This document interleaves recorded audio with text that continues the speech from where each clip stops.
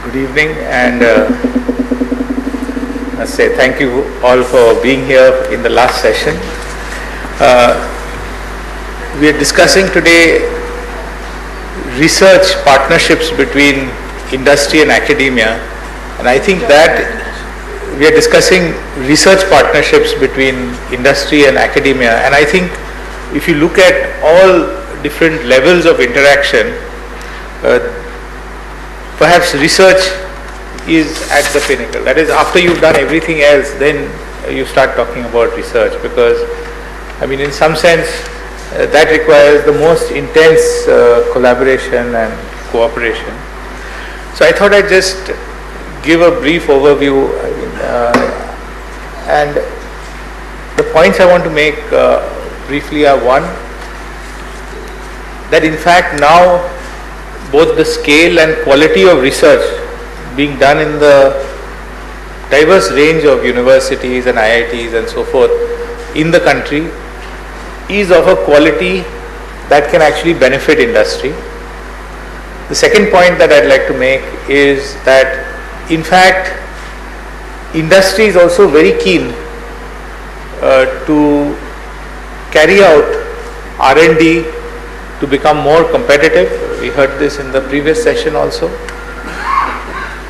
And finally, I'd like to just mention that, how can we actually, what are some of the examples by which we can cooperate?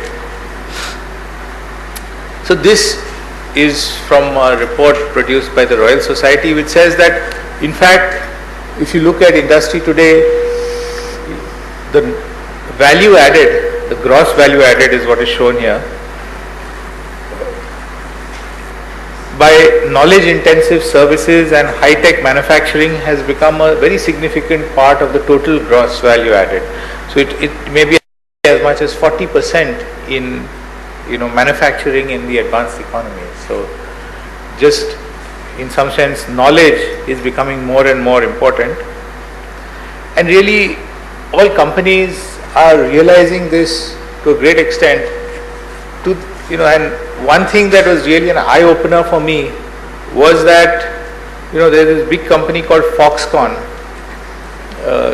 They were deciding where to set up their next plant in India, and after they visited our institute, saw the labs, talked to the faculty and so forth, they decided to set up close to IIT because of the possibilities of interaction with the university.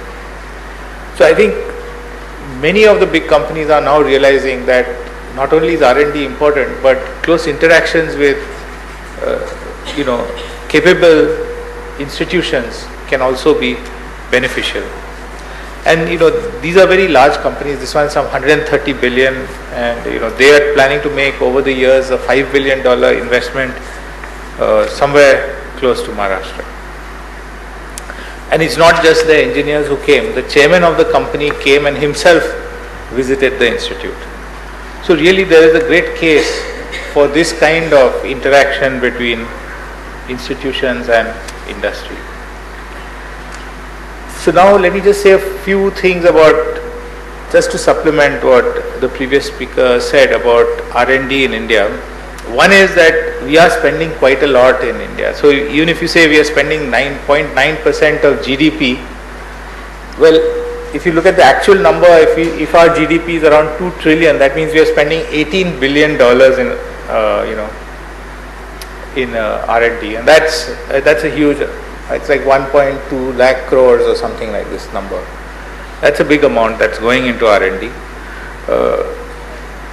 If you look on a PPP basis, the number is much larger, but I don't know if that is relevant, and we are almost one of the top nations, 8th in the world in terms of R&D spending on a PPP basis.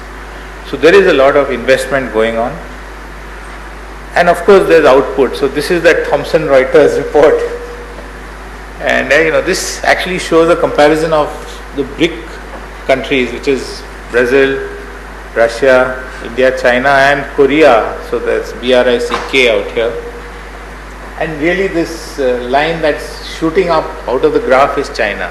So this is the kind of thing, and in fact you can just see the kind of investment that they are making.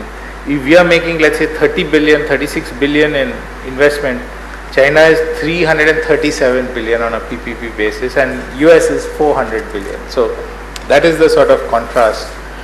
But, in spite of that, India is in this crowd of lines going up, and it is since 2005 onwards, there has been quite a sharp increase in the output in terms of research publications.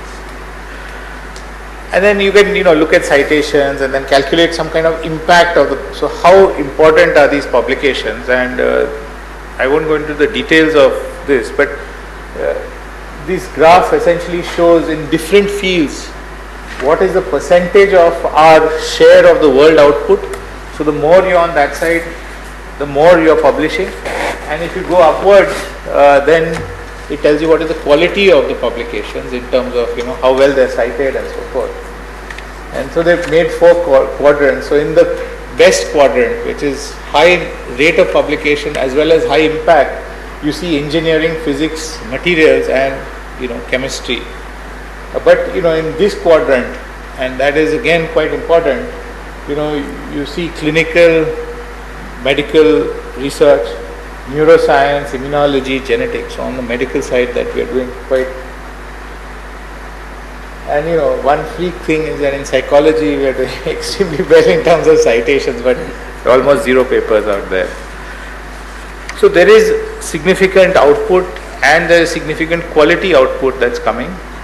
Another type of output is the number of patents that we file, and here this is an area of concern, and that's really what Professor Chandrasekhar mentioned, that we are doing a lot of research and that is coming out as papers, but translation is low, and one reflection is that we are actually filing quite few patents. Again, that graph, we are somewhere down there in one of the lines below, and China is that one which is shooting up to something like 400,000 patents a year. So we are still quite far behind. And there's another very interesting thing about patents, which is also there in this Thomson Reuters report, that we are patenting very selective areas. So you can't read these things, but this black line that you see with very sharp, that is India. And it turns out that most of our patents are in 2 areas, and that is fine chemicals and pharmaceuticals, and we are very low in everything else. So that is also another point to make, that there is a lot of R&D going on. Much of it is not in the sort of commercial space, but where there is a lot of good R&D in commercial space is in these 2 areas of fine chemicals and pharmaceuticals, and certainly the rest of industry can emulate what they are doing in terms of commercialization. So if you do a summary of what Shubhra said and what I have been saying, is that currently we are small but significant player in the global R&D space, but we are growing, and even relative to others we are growing. I didn't show this data, but the private sector share of R&D is only about 34%, whereas global benchmarks industry R&D is about 65 to 80%. So I think that is one big difference. And then one thing that is good is that we are quite frugal. That is, we are spending about 2% of the global expenditure of R&D, but our outputs are about 4% in terms of publications. I have been saying that we are now entering a new era for R&D in India, and there are projections that our R&D expenditure will increase, and it was, I think, in the 12th plan, which I don't know if it's still there, it was mentioned that it will go from 0.9% to 2%, and if we go to 2%, that is a huge investment that will be made, and it was expected about 50% of this 2% will be coming from the private sector. So we can anticipate that even if it doesn't go to 2%, there's going to be a significant rise in the amount of money going into R&D. A patent regime has become quite effective, and one evidence is that about 750 multinational corporations have set up their R&D units in India, and they are based on Indian talent. That is, our PhD students are the ones working in all these companies. If you look at many academic institutions, then they have very good capabilities and facilities. There is this concept of technology-based startup companies that has come. And then of course there is a focus on innovation. We are actually living in the decade of innovation. From 2010 to 2020 has been declared as a decade of innovation by. To achieve all this, I think that it is critical that we have very strong partnerships between industry and academia. And really, if we want to build these partnerships, one thing the university side has to demonstrate is expertise in the area of interaction. We must establish some research facilities so that the interaction becomes fruitful. And then we must internally have governance and a support framework for things like IP and legal and so forth, so that we can actually execute significant projects. And I think this is something that universities need to look at if they want to do significant things in this space. There are many examples, and I can give some examples where we have been interacting with industry, but I would say that one big area, we would say that industry academia interaction would be in the area of entrepreneurship, where we actually generate new companies, and many companies are coming out of the institute. This is another sort of example where there is a deep partnership with a company. A 10-year long partnership has been going on, and really it spans a lot of things. Like the company has donated equipment, they do sponsored projects, they have student internships, they have training programs, and also there are many regular meetings to make sure that this collaboration stays on track. Another quite large collaboration that is going on is with an industry consortium related to aerospace components, in which Boeing, DST have started this consortium, but many other companies have joined. And the whole idea is to actually work on projects of direct interest to the companies, and almost all the research that is carried out in the center is actually sponsored by the industry, and the industry has a say in which projects are taken up. So let me just conclude by stating a few things that we need to do in this new, which I think is a very promising time for R&D in India. One is that at the university level we must focus on basic research, fundamental research at the PhD level. So we really should train our students to the highest level in the particular field. And really for these students, the partnership we seek with industry is for placement, because the best way of transferring this high level of knowledge and technology is if the student moves from the university to the industry, and I think this is the easiest thing. So if industry is getting into R&D, then recruiting of PhDs in a systematic way would certainly be one way of partnership. The other thing is to actually come up with ways of mobility, that is having industry people spending time in the universities and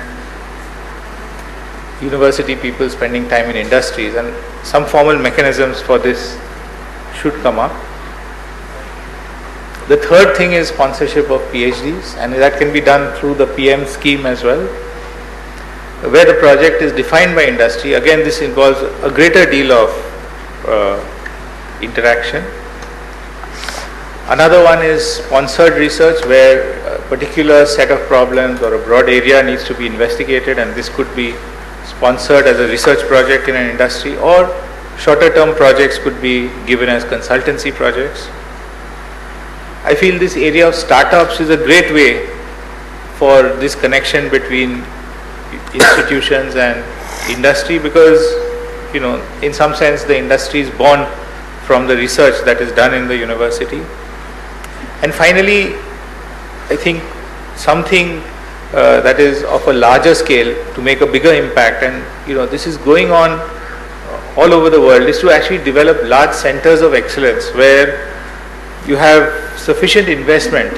And here I feel it is something like, again, what Professor Chandrasekhar was saying, where we have university, industry and government together working in a specific area, perhaps some area like, let's say, electronics, hardware, or like one can think of many other things where there is a joint work going on, but there's significant investment so that the results that come out are also significant.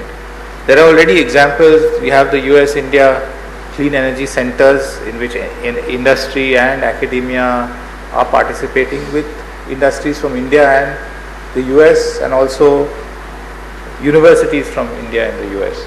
And I think that is a good model, and we should have some of these large centers which are set up, which can produce research of a high level and also products which will make an impact. So thank you very much for your attention. And